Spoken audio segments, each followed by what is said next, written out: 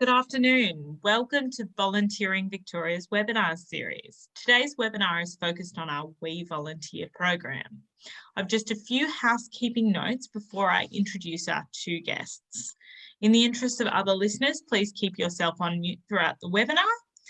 There's a public chat box where you can send messages and ask questions, and feel free to submit Q&As across the course of the webinar, and we'll answer them at the end of the webinar. Before we get into the webinar, I'd like to acknowledge and pay my respects to the traditional custodians of the land where I am, the Wurundjeri people of the Kulin Nation, and pay my respects to elders past, present and emerging. And I'd encourage anyone online who wants to acknowledge the traditional custodians where they are in the chat box. So without further ado, I'd like to introduce my two guests today to talk about our fabulous WeVolunteer program. Vicky Darling is the Program Director for WeVolunteer and Principal of Vicky Darling Consulting. She's previously been CEO of Volunteering ACT and has a background in public policy and community engagement. Also with me is Jess Camilleri, who joined the Ballarat Foundation 2 years ago as Volunteer Program Coordinator. She works in local organisations in Ballarat to support volunteering locally. Jess also has several years' experience in the not-for-profit and local government sector. So welcome, Vicky and Jess. Thank you. Thank you. So just to get us going today, we are going to start off with some nice and easy questions. I was wondering, Jess, if we could go to you first. Can you tell us a little bit about yourself and your role? Yeah, no worries. So as you mentioned already, I am the Volunteering Ballarat Program Coordinator. So we cover off predominantly in Ballarat, but also our surrounding local government areas. So towns like Daylesford, Creswick, Ballarat and those sorts of places. It's located within the Ballarat Foundation, which is we're a not-for-profit, but we aim to help break down cycles of disadvantage and to promote giving amongst the community or our local community, of which, of course, volunteering is a really significant giving program of time. And it's an opportunity for people to be able to be involved in their community, which is great. A good portion of my role is around supporting local organisations with their volunteering programs. So running coordinators network meetings, running training sessions, and really trying to help support them in promoting best practice and really giving volunteers the best experience that they can get. So the other part of my role is also working with other organisations or volunteer resource centres across the state, which is a really good opportunity to see the similarities and differences in volunteering across the board. From a personal level, I've been one of those people who's been a volunteer since forever. I've volunteered in high school, doing some community work. I lived in Bacchus Marsh, so with the Mirrabul Shire at the time. And I've done things like school council. I've watered the garden for the local community garden. So volunteering is definitely something that's been in my blood, and I guess historically it's been a family thing too. So that's a bit about me. Thanks, Jess. How fantastic and lovely to know we have a lifelong volunteer amongst us. Vicky, do you want to tell us a little bit about yourself and your role at Volunteering Victoria and how you made your way into the volunteering world? And I have not included a slide because I'm hoping those who are online do know about Volunteering Victoria and what we do. Yes, happy to talk a little bit about my background.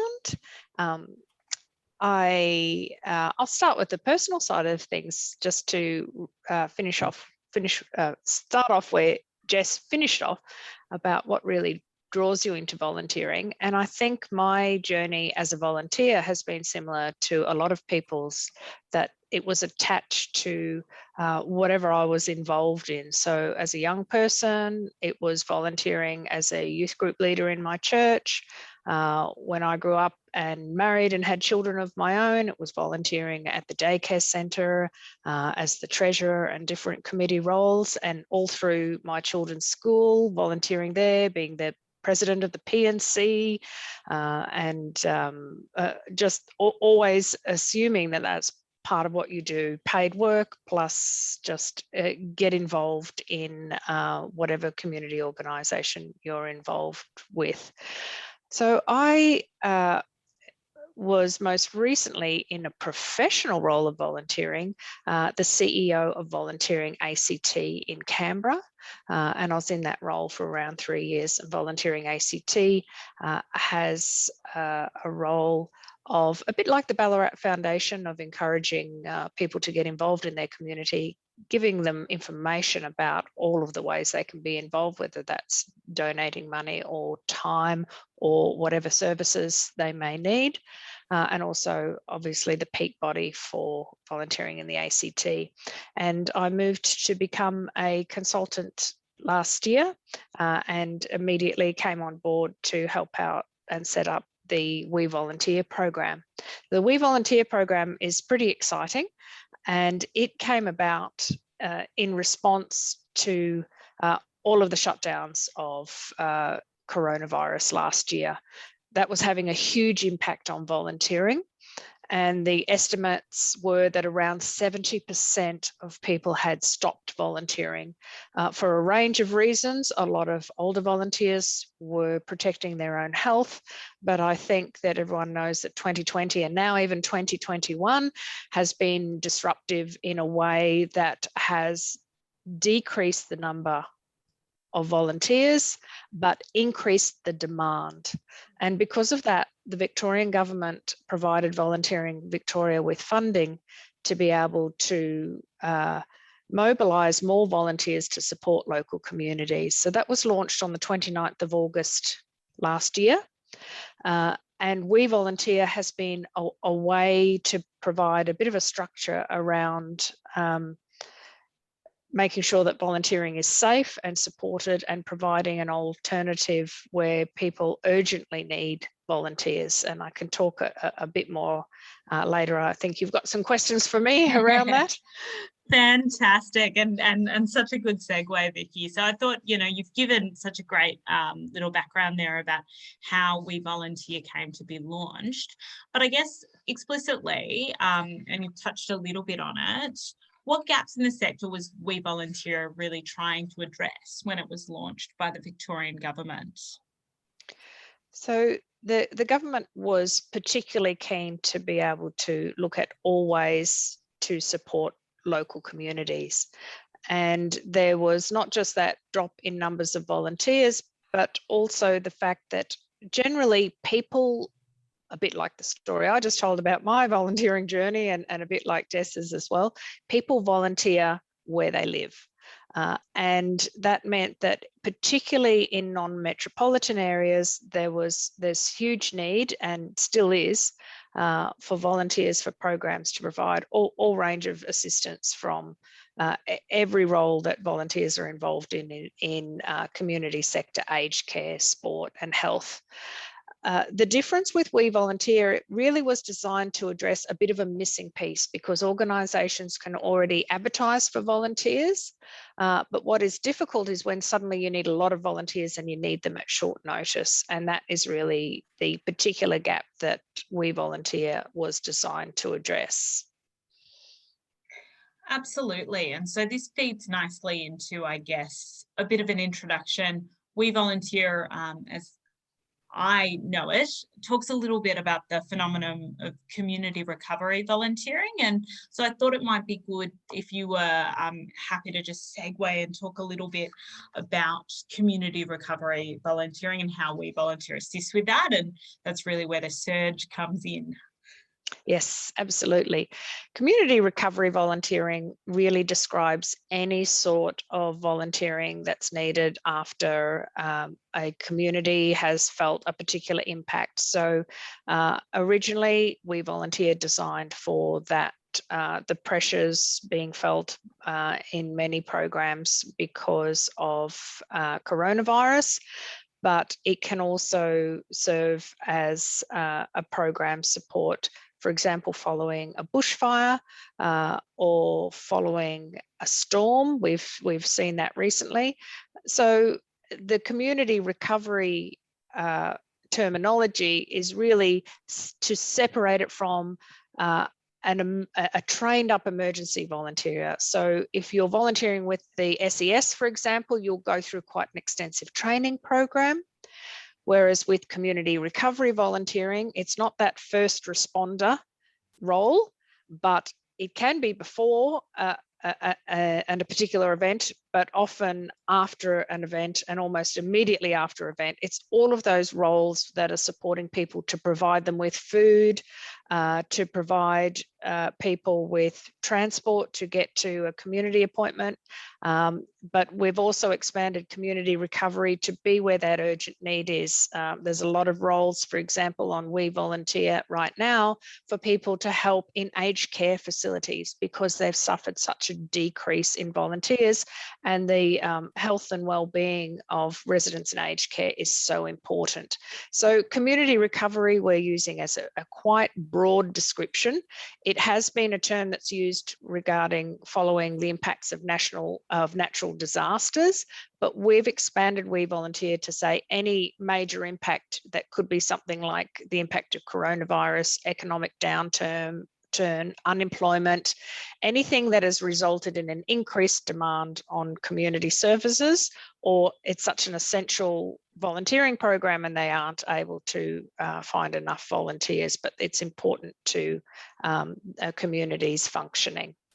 And I can talk about the 4 Ps, we call them. Would you like me to talk about the 4 Ps, Sarah? I would love that, Vicky. We love a bit of alliteration at WeVolunteer, but it's to describe the major parts of what the tool is. So first of all, it's the first time there has been a pool of people who've put their hand up to say, I want to volunteer, and they're motivated to volunteer, and they can register with WeVolunteer to say, when there's an urgent need or any sort of need, let me know what the volunteering roles are. So at the moment, there are nearly 2,200 volunteers in that pool. The second feature is an important one as far as preparedness goes, and that is a volunteer passport, which is a portable volunteering record. So everybody who joins WeVolunteer as a volunteer has their own passport. They can do things like upload their working with children check, if you've got a first aid certificate, police check, any of those documentations that you know that a lot of volunteer involving organisations will need, you can load them in your passport, which means if you're responding to urgent need and you're volunteering with 2 or 3 different organisations at different times during a year, you don't have to show them each time what all of your credentials are. And they're independently verified by our tech partner, MyPass, to make sure that it really is a legitimate record.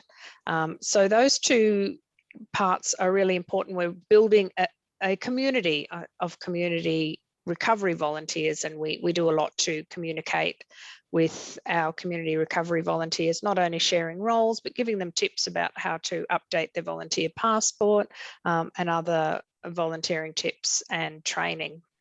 So that brings me to the 3rd P, which is preparedness.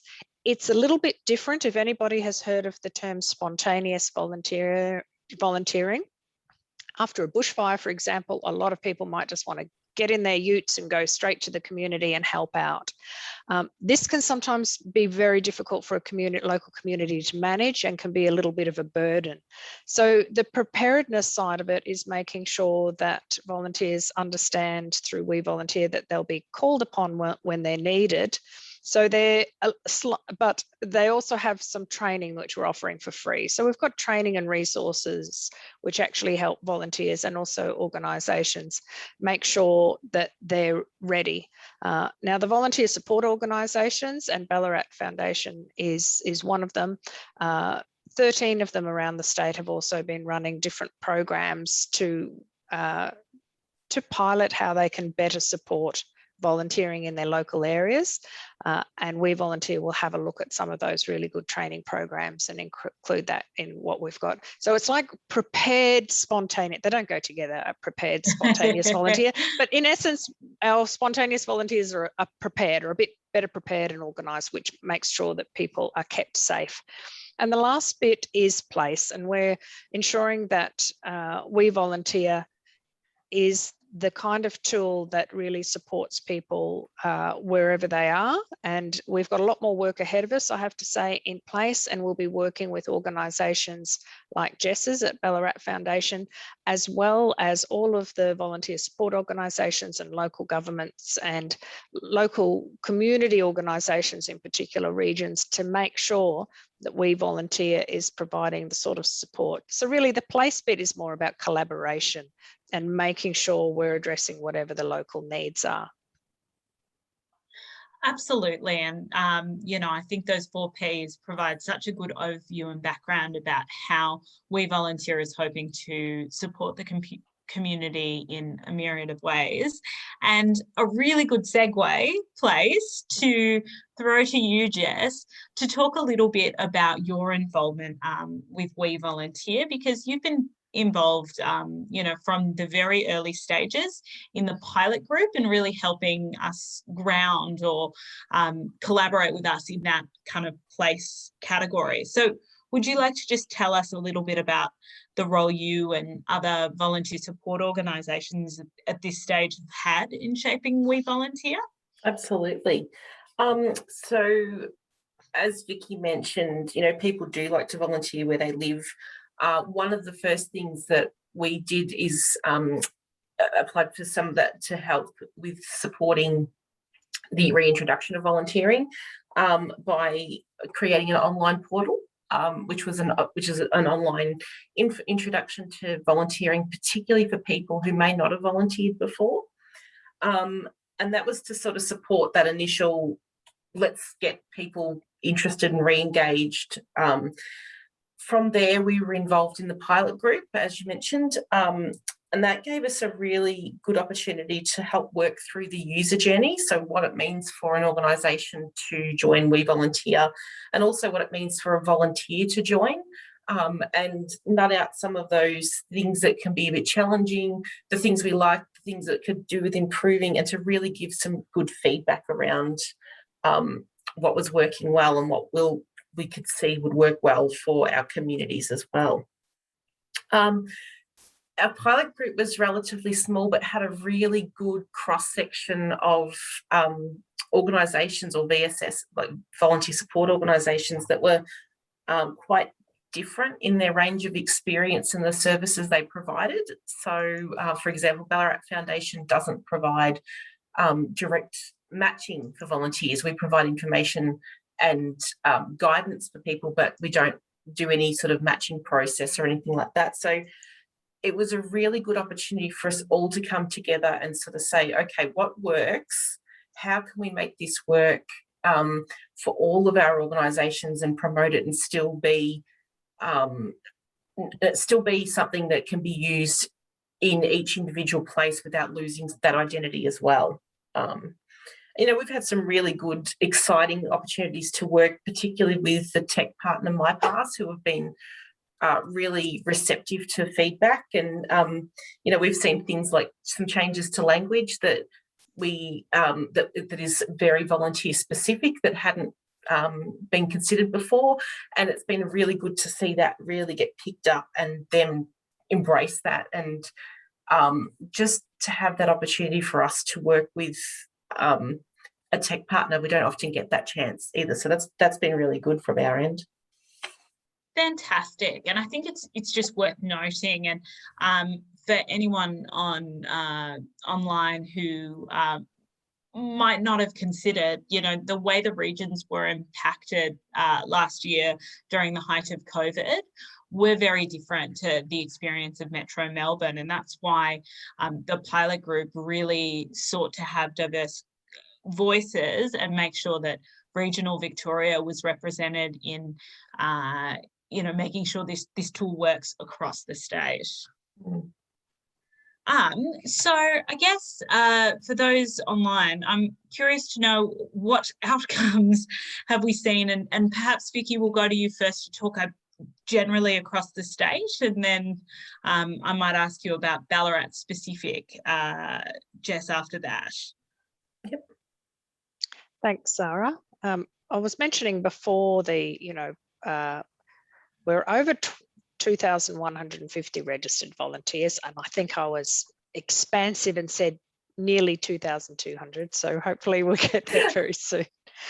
41 registered organisations, and 80% of organisations have received WeVolunteer applications after sharing roles, which is great, which means that the organisations joining are really have an urgent need for volunteers. They are receiving applications, and so that we feel like is a really good success rate, but just the beginning.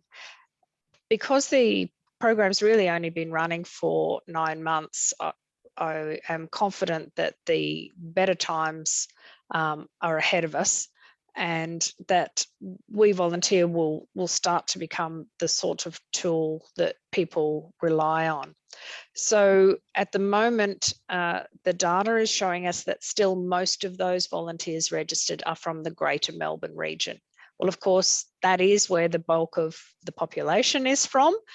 But as Jess has mentioned, that there is great need in the regional areas. So the good thing with having all of the data behind WeVolunteer to see where volunteers live, what region of Victoria, where the volunteer involving organisations are, it helps us to better promote and better provide targeted marketing and awareness campaigns about WeVolunteer. So the next 12 months, there will definitely be areas in Victoria where there is demand for volunteers, but not enough volunteers registered, that we will be doing particular promotional campaigns to let people know. So that data is really what's going to help us make sure that it is a full Victorian program and actually matches a whole lot of needs. There's a couple of different stories I can talk about, and one is a great case with the Muslim Women's Council of Victoria. The reason I want to talk about this one as a particular case study is that WeVolunteer is spoken of quite often as a technological solution. And it is. It's an online database. It's a technical tool. But the biggest success for WeVolunteer is the WeVolunteer team. There might be a couple of them online listening to us this afternoon. And the WeVolunteer team provide that personal help. So if the thought of trying to register on a portal really makes people just think, oh, it's not worth it. There's too many other platforms and things I've got to learn how to use, then it's the team at WeVolunteer that will actually help you identify what your need is, help you scope up the description for your volunteer position. And by the way, wonderful volunteer support organisations like the Ballarat Foundation do that as well in the local community, really help you with that. So one of the organisations that came to us, I think it was at the end of last year, was the Muslim Women's Council of Victoria. And they had actually set up a Friday free meals initiative. They were cooking and delivering free hot meals and grocery packs to vulnerable Victorian families. And in their kitchen, they were preparing around 300 to 450 halal meals a week, which they would prepare, all volunteers preparing, and they were free meals that they were delivering. The council president, Afshan, actually called up and said, help, we need some volunteers to deliver the meals. The need is there, the demand is there. Families really need this food, but they didn't have enough volunteers, and they didn't have enough volunteers to really help them set up with the technology side of things. And that's where the WeVolunteer team actually helped design the position descriptions for the volunteer roles, set up the portals, advertise the roles, And within a 24-hour period, they had volunteers ready to be delivering these meals on a Friday. And it's that response to urgent need that is really what WeVolunteer is best at doing.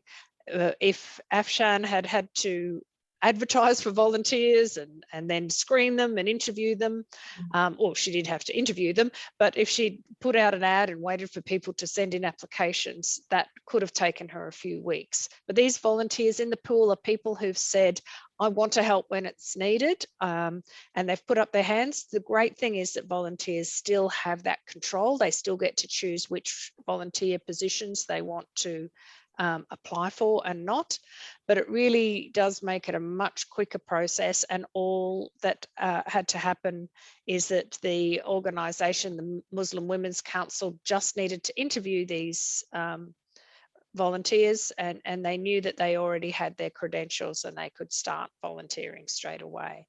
So it's a whole lot of stories all over Victoria like that, that really demonstrate to us why we need WeVolunteer and why it's working, and really why we're going to keep needing it in the future, because there will always be some sort of need where the community needs to mobilise.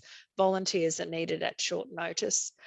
There are some longer term roles that get filled. They don't have to all be at short notice, but it just means that people who are registered with WeVolunteer can have a look and choose the kind of roles that are of interest to them, but knowing that there are ways that you can get involved in your local community that really make a huge difference. And the volunteers absolutely love just seeing the look on people's face when you're able to deliver a meal to their door.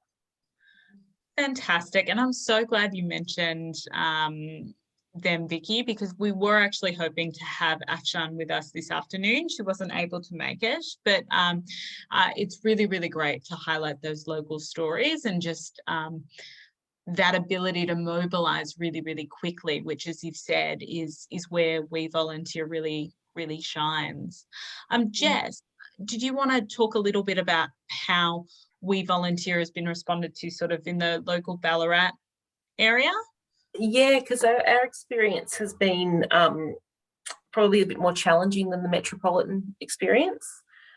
We've had a significant drop in volunteers more generally, and even across organisations where volunteering was, quite prevalent. We're finding that volunteers are not either returning or are not applying. So it's been a really interesting experience to look at how metro and how regionals have been different, and that could speak a little bit to the restrictions I think that we had, particularly mid last year, where the regions were a little more open, so we still were able to get out, whereas I think in Melbourne volunteering was considered to be one of the 4 reasons as a work reason for leaving your house. So I think that probably helped with uptake a little bit. So one of the challenges we're finding is actually recruiting volunteers. So we're sort of starting to look at now how we can really promote the WeVolunteer portal as a way of not only encouraging volunteers but also getting those organisations on board. As it stands, a lot of the organisations will come to us for assistance, and that's as it has been with place-based service for quite a period of time. We're looking at how do we best serve our community by utilising this portal in times of community recovery, great need, but supporting the long-term support that those organisations need as well. And that's where we've been working really closely with the WeVolunteer team and just sort of trying to, as Vicky had mentioned, they sort of would help with doing PDs and roles and descriptions like that. It's the sort of thing that we're looking to, how do we work together to do that? We're looking forward to sort of, now that it's out of the pilot phase, to sort of encouraging the organisations to get on board and contact the team and really, I think too, and I appreciate, Vicky, that how you explained community recovery, because I think that sometimes is confusing to people. They're thinking of, I think, emergency recovery, perhaps, rather than COVID being the massive hit that it's been. So that will be where our messaging will go, and working with the team. And as Vicky mentioned, that we'll be certainly looking to work to encourage people to come along, find out what it is and how they can get involved. Fantastic. So I guess to kind of jump to moving forward and thinking about the future, I'd like to, I guess, ask you, Vicky, initially, what would you like to see as the future of WeVolunteer now that, as Jess has mentioned, the project is out of its pilot phase? So I think it's going to be important to make sure that it is a really useful tool in regional communities. So that's a bit of a theme of ours. Jess and I didn't get together and cross-reference what we were going to say, but it is where the need is. So the future of WeVolunteer, I believe, is a program. And I'm going to say program because it's a tool, but it also comes with human beings that can help you use the tool. That should respond to whatever the changing need is. So I see it as definitely having that potential to provide more surge capacity of volunteers following emergencies and natural disasters. So we have plans to work a lot more closely with local government and make sure that it matches whatever their particular local needs are. And that, as Jess mentioned, people understand that WeVolunteer will be helpful following a natural disaster. And of course, that's where you suddenly have a whole lot of people joining. When it was first announced last year and Victoria was in a major lockdown, a lot of volunteers joined WeVolunteer. Sadly, the same thing will happen if there's a great big natural disaster and a big fire. Touch wood that there's not, but that's when it's in the public eye and volunteers will join, which is wonderful. And it's about creating the community awareness of how to get involved locally that I think is going to be the real key for WeVolunteer moving forward, that people can really understand that there's a wonderful tool for individuals, for volunteers, which is the volunteer passport. I think the nature of volunteering is changing. I think a lot of people, perhaps a lot of younger volunteers, like to go out and help when it's needed, but not necessarily turn up to their same volunteer role for half a day, every week. And that will still be in need. I don't want to say that's not a need, but I feel like a lot of volunteer programs that need regular volunteering are still going to be recruiting their volunteers. But where there's an urgent need, and it could be with fundraising as well, it may not just be delivering meals and that really urgent need. It could be all sorts of needs where people can come and do one-off volunteering, or they can volunteer, every week just for a few weeks while it's needed.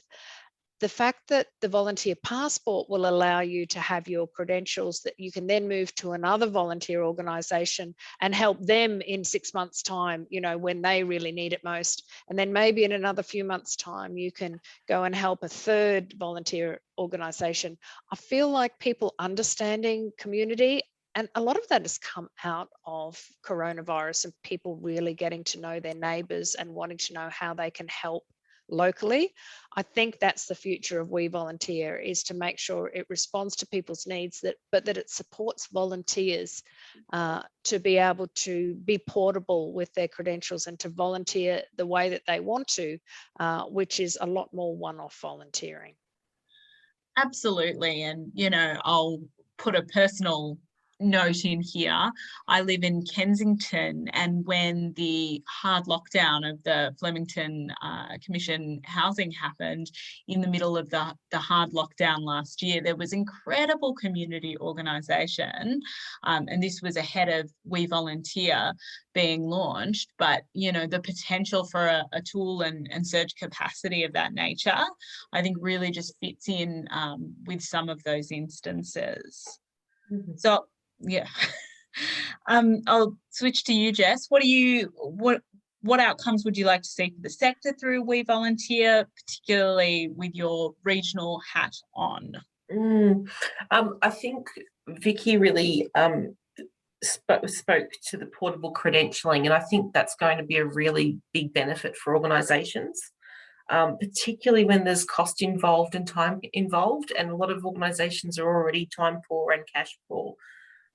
Whereas when volunteers could come in with those skills, that knowledge, and the evidence of that already, I think that's going to be a great thing to remove some of that immediate admin stuff.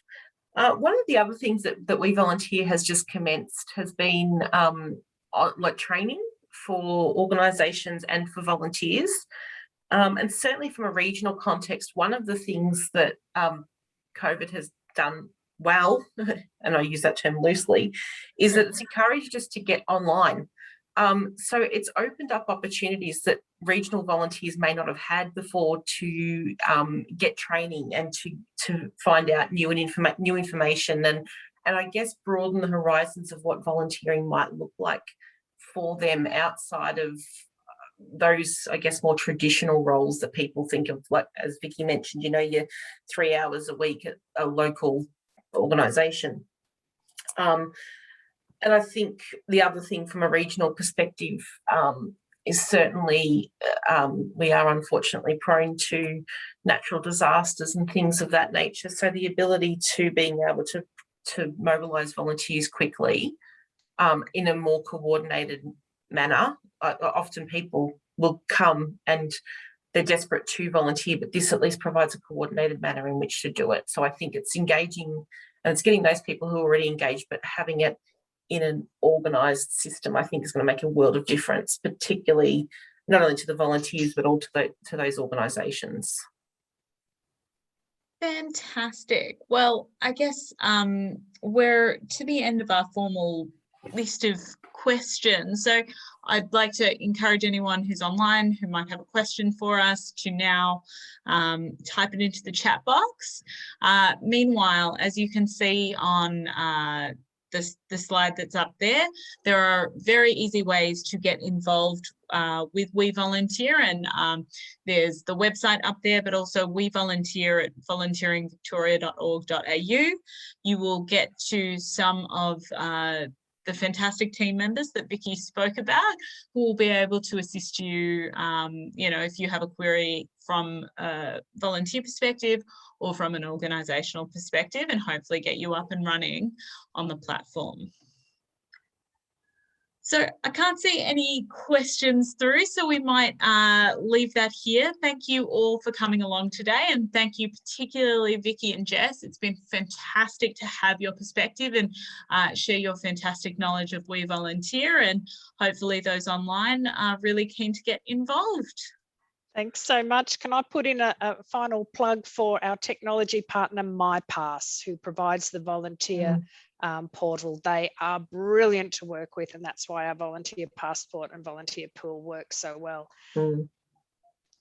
Yep. Fantastic. Thank you for having us, Sarah. That's really good. It's a really great opportunity to share this exciting program and how it's actually going to look and really benefit the volunteering community. I think it's great. And yeah, absolutely. Like, there have been lots of minds that have worked hard to collaborate to make WeVolunteer the best possible tool it can be. Vicky's mentioned MindPass, our fantastic WeVolunteer team, those in the pilot group of which Jess was a part of. Yes. We really want to make this a tool for all Victorians. All right, so thank you all. Have a wonderful afternoon.